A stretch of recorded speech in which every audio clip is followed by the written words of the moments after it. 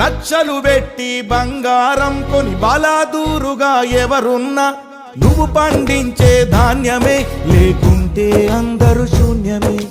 కోట్లు పెట్టి బిల్డింగులు కట్టి అందులో తుల తూగుతూ ఉన్నా ఆకలైతే నీ అన్నమే, లేకుంటే అందరి బతుకులు సున్నమే.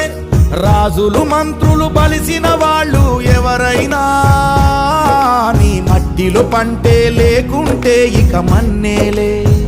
ఓ పంచభక్ష పరమాన్నం తిని నిన్ను పట్టించుకునే వాడు లేడు. రైతు రైతు రైతో పాడుగాను నీ రాతో, మెతుకు మెతుకుపై నీ పేరున్న మెతుకులాట నీ బతుకు చివరకు చేరుతుంది చితికో.